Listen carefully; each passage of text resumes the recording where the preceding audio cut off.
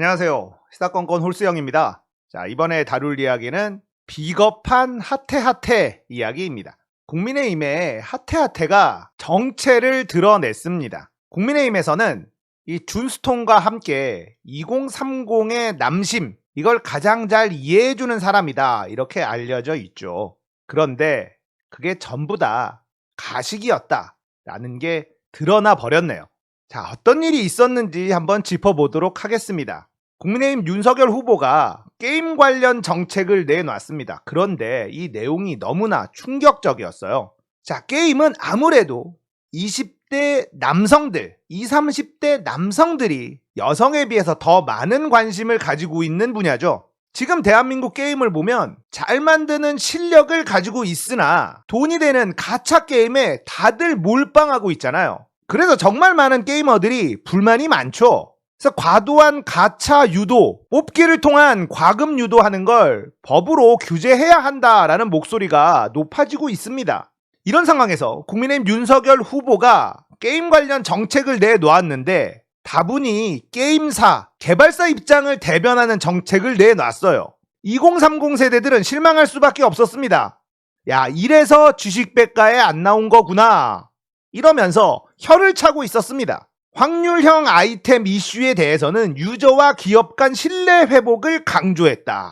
이 얘기가 일방적으로 개발사 편을 들어준 거거든요. 게임사들이 자체적으로 해결해야 한다라는 손을 들어준 겁니다. 그런 입장을 발표한 거예요. 자, 이렇게 국민의힘 측은 2030의 표심을 잃는 정책들, 그리고 인사, 연달아 이어지면서 분위기가 싸늘해졌습니다. 2030이 등을 돌리고 있잖아요. 이 하태경 의원은 정치적 자산이 청년 세대들, 이렇게 스스로 생각하고 있거든요. 그러니까 발등에 불이 떨어진 겁니다. 그래서 본인 페이스북에 글을 하나 올렸는데 이 글이 국민의힘 입장에서는 최악의 글이 돼버렸다. 자, 이 글을 한번 살펴보도록 할게요.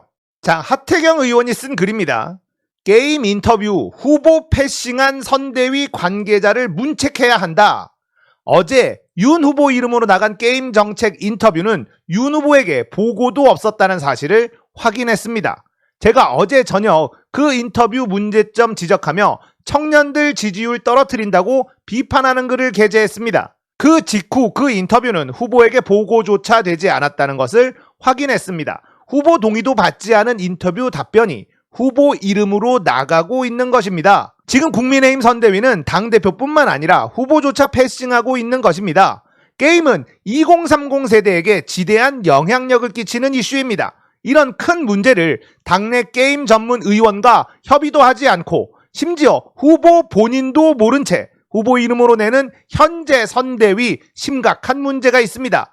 후보 패싱한 관계자 찾아내 일벌백계 해야 합니다. 자, 이런 글을 올렸습니다.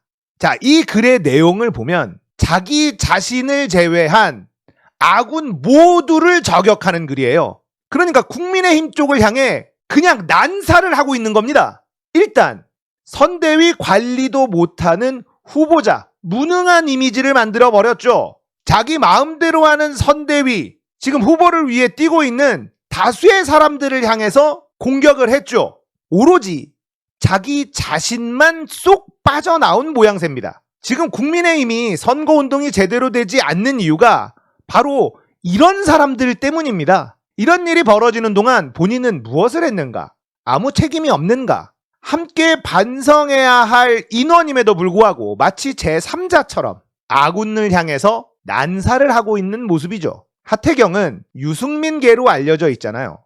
그런데 1차 경선에서 컷오프 된 다음에 윤석열한테 찰싹 붙어버렸습니다. 유승민 의원의 기분이 어땠을까요? 정치하는 사람이 이렇게 해서는 안 되죠. 하태경은 차기 부산시장에 관심이 있다, 이런 얘기가 있어요. 당장에 자신의 입신양명을 위해서 정치적인 철학이나 신념 따위는 보지도 않고 지금 현재 나한테 유리한 사람이 누구냐? 유승민보다는 윤석열이구나. 이런 선택을 할 수 있는 사람이라는 겁니다. 하태경의 이 글은 국민의힘 입장에서는 정말 화가 나는 글일 거예요. 본인도 선거를 위해서 뛰고 있는 일원 중에 한 명이잖아요. 그런데 본인의 정치적 자산인 2030이 등을 돌리고 있는 모습이 포착이 되자 침몰하는 배에서 나라도 탈출해야 된다. 그런 의지가 엿보이는 글입니다. 그냥 하태경스러운 글이다. 그렇게 해석하면 될 것 같네요. 자, 오늘 전해드릴 두 번째 이야기는 김종인, 윤석열의 모든 메시지, 연설문 전부 다 직접 관리할 것 이야기입니다. 야, 이게 뭡니까? 본인이 출마하시죠. 이런 메시지를 언론에다가 낸다는 게 가능한 일인지 모르겠어요. 윤석열은 박근혜를 해라. 나는 최순실을 하겠다. 이런 얘기를 공개적으로 이야기한 거잖아요. 이런 건 뒤에서 해야 되는 거 아닌가요? 근데 이걸 대놓고 한다? 몰래 하면 비선실세고 대놓고 하면 전략기획 뭐 이런 게 되는 거죠. 그런데 국민들이 바보가 아니에요. 윤석열 후보의 지지율이 하락하고 있잖아요. 그 폭이 너무나 가파릅니다. 그런데 김종인 위원장은 일희일비할 필요 없다. 1월엔 다시 정상적 경쟁 관계가 될 것이다. 이렇게 전망하고 있습니다. 과연 그렇게 될까요? 제가 하나 예측해 보겠습니다. 1월이 되고 2월이 가까워 오면 난장판이 될 겁니다. 윤석열의 지지율은 반등할 기세가 없이 계속 내려갈 것이고, 그렇다면 윤석열을 믿었던 많은 의원들이 하나씩 손절하기 시작할 겁니다. 방금 전에 하태경도 이 정도면 거의 손절 분위기란 말이죠.